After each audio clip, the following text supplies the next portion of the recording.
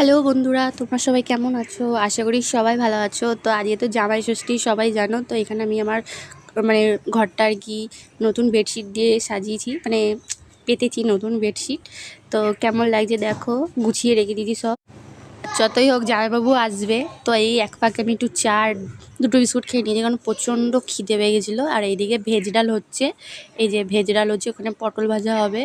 তো আমি সকাল সকাল রান্না করা স্টার্ট করে দিয়েছি, কারণ আজকে তাও মানে কালকে যেহেতু রাত আমাদের এখানে খুব বৃষ্টি হয়েছিলো বলে তাও আজকে একটু সকালবেলার দিকে ঠান্ডা আছে।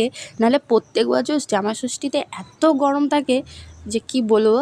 তো আজকে তো একটু ঠান্ডা ঠান্ডা ওয়েদার আছে। আর এদিকে চিংড়ি মাছের মালাইকারি, মানে চিংড়ি পোস্ত পোস্ত করেছিল, চিংড়ি পোস্ত। আর এখানে ইলিশ মাছ, আর এখানে যে মাংস ম্যারিনেট করা ছিল।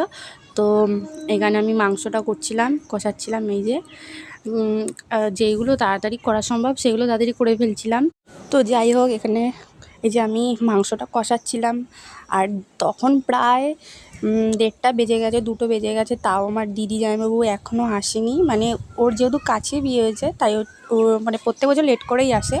আর এখানে দিদা পাঁপড় ভাজছিল। আজকে আমি আর দিদাই মেন রান্না করেছি, সব কাটাকাটি থেকে শুরু করে। এখানে চাটনিও হয়ে গেছে, আর সব এখানে রান্না হয়ে গেছে, মানে ইলিশ, সর্ষে ইলিশ, ভেজ ডাল, যা যা করার সব হয়ে গেছে। এদিকে দিদি চলে এসছে, প্রায় তখন 2:30 বেজে গেছে। আর এখানে তাড়াতাড়ি করে খেতে দিয়ে দিয়েছি, যে সব সাজিয়ে নিয়েছি, মিষ্টি ফিষ্টি যা আছে সব যেইটুকু পেরেছি। এই যে জামাইবাবু খেতে বসে পড়েছে। কী করবে, মানে লেট করে এসছে তো তাড়াতাড়ি আগে খেতে দিয়ে দিয়েছে। তো এখানে খাচ্ছিল জামাইবাবু। আর তারপর হচ্ছে গিয়ে এখানে আমিও বসে পড়েছি, যেহেতু আমি মাংসও খাই না আর হচ্ছে গিয়ে ইলিশ মাছও খাই না, তাই শুধু